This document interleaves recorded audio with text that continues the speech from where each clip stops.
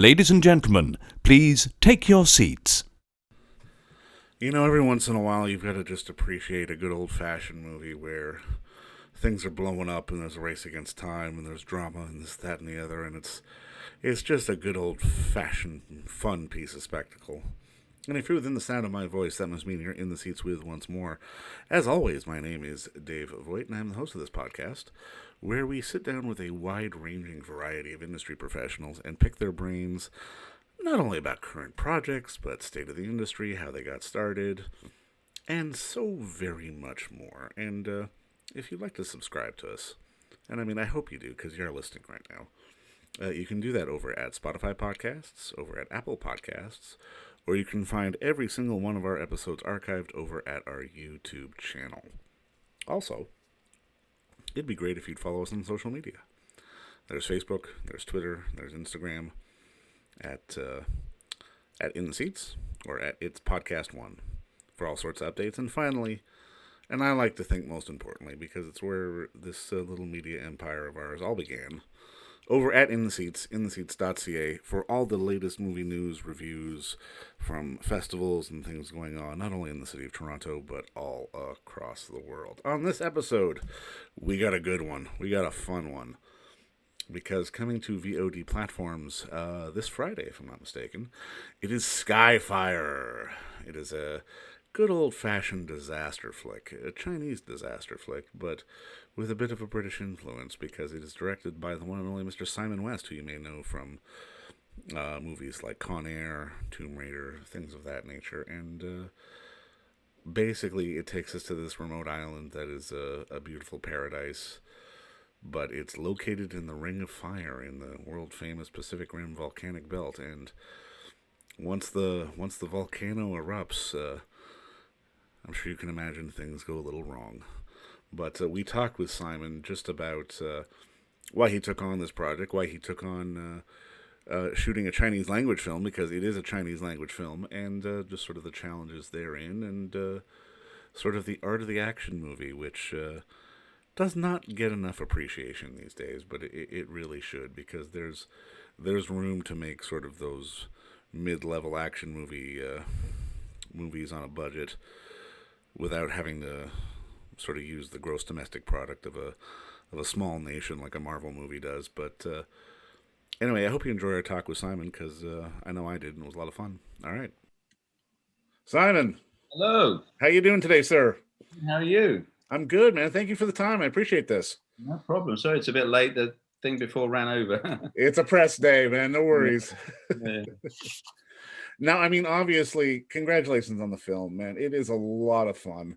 Walk me through how you basically got involved in directing a Chinese disaster film. Well, it's very strange. I was at the Cannes Film Festival a couple of years ago, and I was meeting tons of people, and somebody in a class sort of put a script in my hand, as they always do, and you get used to that at film festivals, whether it's the cab driver or the waiter or something.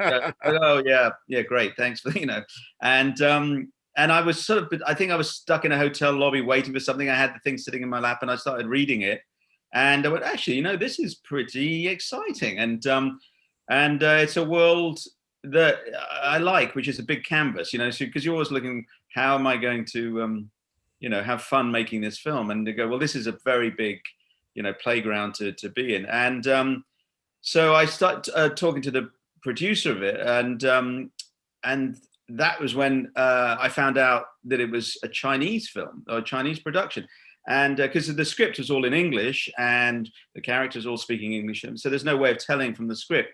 And then I took it to stage fair. I met one of the actors that was going to be in it, and who was completely bilingual and spoke English and everything. So I said, well, this is going to be easy. And so after you get drawn in, and I started planning it and doing storyboards for the action and things, and then before you know it, I'm in a jungle in Malaysia shouting more wind, more ash, more flame, and that's how it happened. No, I mean, obviously, making films, you travel all over the world, but I mean, I've got to imagine this was predominantly a Chinese-speaking set or Malaysian-speaking or what have you. Like, how how was the sort of adjustment to that, to working basically directing a film in a foreign language? Well, the production, we had, I think it was 17 nationalities on the crew, because we were sort of basically on the edge of the Pacific. Right. So we drew crew from Australia, New Oh, Zealand, okay, okay. Canada, LA, as well as Malaysia, China, and more of the Asian countries. So the common language was English on the set. The actors, I had Jason Isaacs, obviously, as one of the lead actors, who's completely English, obviously, as we all know from Harry Potter. And the other Chinese actors were huge actors in China. Mm. And that was kind of interesting for me, because these are people who are very well known. They can't walk down the street in China without being mobbed and everything. But the Western audience wouldn't know them. Maybe one of them, from Iron Man 3. Yes. One had a small part in Skyscraper, but generally they're unknown. But they mostly spoke perfect English, and so some of the scenes I did actually shoot in English with the Chinese actors and mix the languages up. But scenes that were totally Chinese, it was more of a challenge than English, but not that big a challenge, because what's being said. My script is in English. I know every line that is being said and what what it means. The difference is the nuances between takes, basically. Right. And so I have a very clever translator who doesn't need to translate the meaning, because I know the meaning, but actually translates the nuance and says that take was slightly more sympathetic than the one before. The actor was a little bit more aggressive in that one, and even things like that one word wasn't very clear in that. And so I can choose the takes and give direction based on the information I've been given on what the difference was between all the takes. Okay. And also, an emotional scene, basically, all bets are off. If they're looking, in love, or they're looking angry, or they're looking emotional in the right way, the scene is working. I don't need to know exactly what the words are. You can tell the international language of emotion translates, basically. No, for sure. And I mean, there's something I'm always been kind of curious about, because especially in the Hollywood system, I mean, in recent years, they've gravitated away from making sort of the spectacle movie, unless it's a franchise, unless it's a Marvel or a this or a that. But the Chinese system doesn't seem to be shying away from making sort of these one-off spectacle movies. And now that you've made one and sort of been in the system, I'm kind of curious on your perspective on why these studios are still sort of gravitating to making these kind of movies, where the Hollywood system is maybe sort of shying away from it.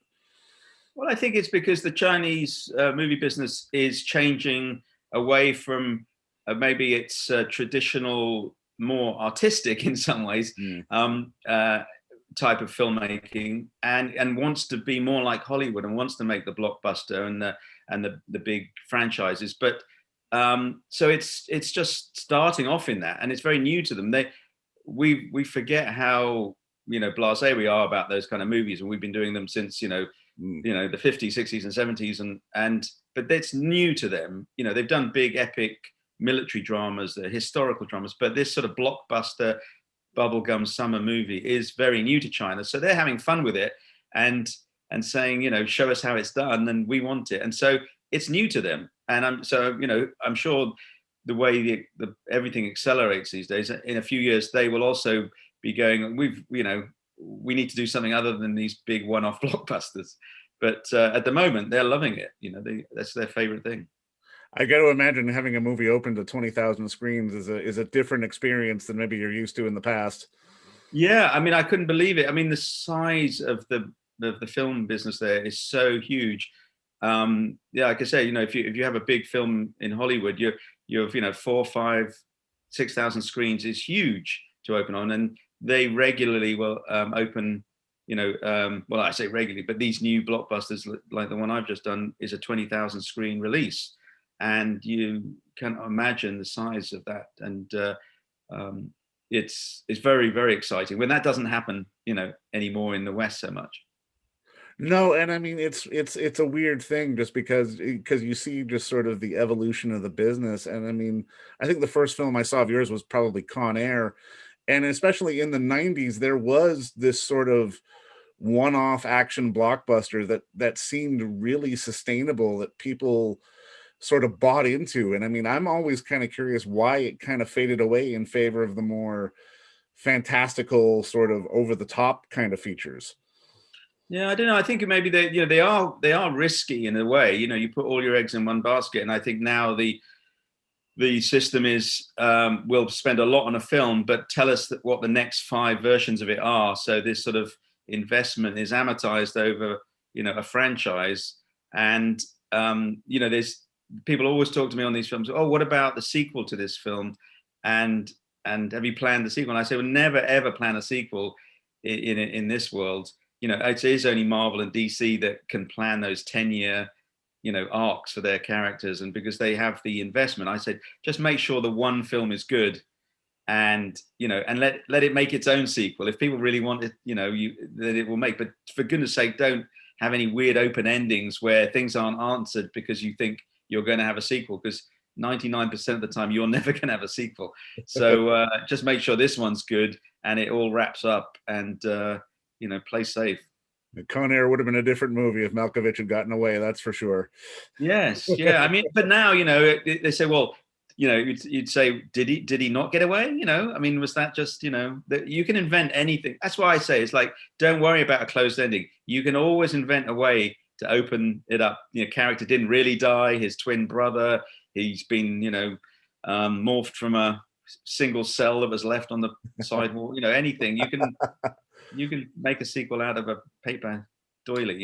It's Now I'm kind of curious what ultimately got you into this business, because I mean I love hearing these stories of like why you wanted to become a storyteller. Like walk me through sort of that origin story of why you ultimately decided, you know what, I got to do this. well, it was a calling, really. I mean, I can't remember any time I wasn't fascinated by the moving image, and from like the 3 years old, I think my dad used to put up the projector in the kitchen and a screen and play home movies on a film projector, and I can still smell the dust burning in the lamp, and I still have the screen that he used to do it, and it still smells the same, and I've got it in the corner of my office. I can put it up anytime I want to get that smell, and that's from 3 years old. And so then by the time I was 12, I was making Super 8 films, paid for by my paper round. And by the time I got to 16, I'd moved on to 16 mil because I joined a filmmaking club. And then at 18, I managed to talk my way into the BBC film department, and they trained me in film editing. And in the BBC, I got to work in lots of different disciplines, from documentaries, drama, current affairs, all those things. And then I moved into music videos, commercials, and then film. So there's never been a time I haven't really been making, some sort of film type of production. So it's not really a moment I decided. It was it was in the cards from birth, really. Was there a movie or like a moment that sort of pivoted it? Was it just sort of the magic of seeing it on like images that you created moving on a screen? It's part of it. When you start off, you don't really understand the difference between a director, an editor, a cinematographer, or even an actor, because you're doing it all yourself. You're in front of the camera, you're editing it, you're shooting it, and then you suddenly realize, that there is a master puppeteer, at the center of this who does control, and then you get other people in to do those other roles. But I mean, I was the first film I was taken to in the cinema was sort of a rerun of Snow White and the Seven Dwarfs.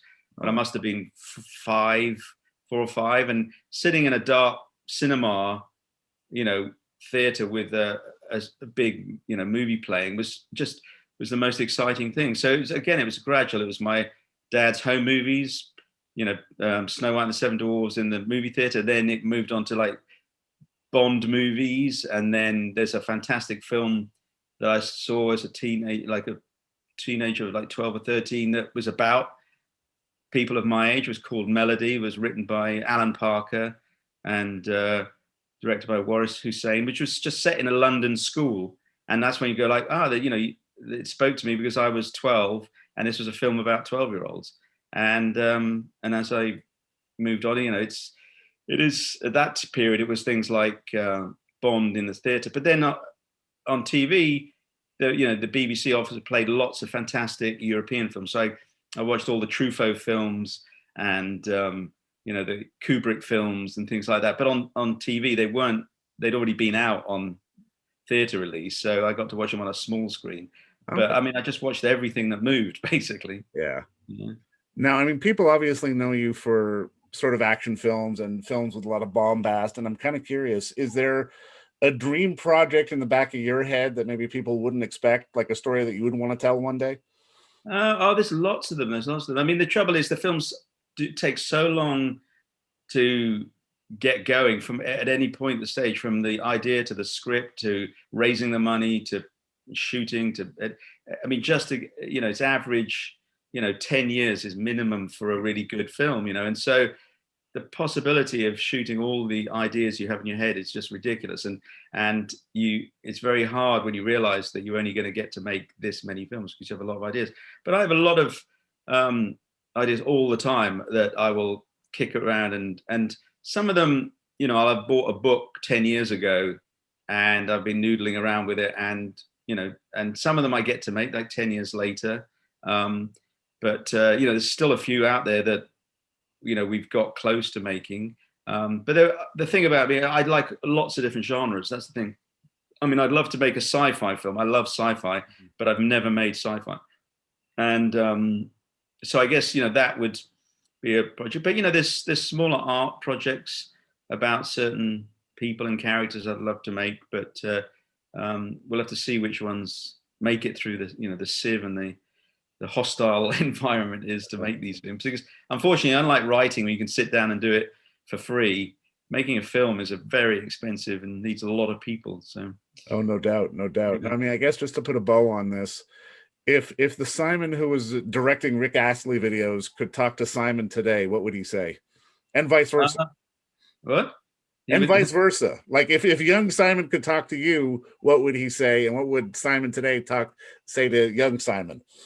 Well, old Simon would say, "Don't do the Rick Astley video," and because you'll have to talk about it for the next 30 years. And the young Rick Simon, I don't know. I mean, they're all about the old to the young, I suppose. The young would have nothing to say to the old one, but apart from how I'm doing, the old one would have a lot of advice. But I don't know. It's more about you make a lot of good choices and you make a lot of necessarily bad choices, but you only know they're bad in retrospect, and then you have a lot of great luck and some bad luck. And I remember someone told me a quote from it was Francis Coppola. Actually, we shared an editor for a while, who works with his film on his films and mine, and he was telling me Francis used to say, "You just got to remember the balls you catch, and not the balls you drop." Well, keep remembering the balls you catch, sir, because this is definitely one of those films. And just congratulations again. And thank you again for the time today. This was fun. You're welcome. It was nice to meet you. All right, nice to meet you. Bye. All right, take care now. And don't forget to visit our friends over at Bay Street Video for all your DVD, Blu-ray rental, or purchasing needs this summer, as they are still open for curbside and some mailing delivery as well. Over at 1172 Bay Street, Toronto, Ontario, Canada. You can give them a call at 416-964-9088. That's 416-964-9088. Or send them an email at baystreetvideoto@gmail.com for any of your DVD and Blu-ray needs.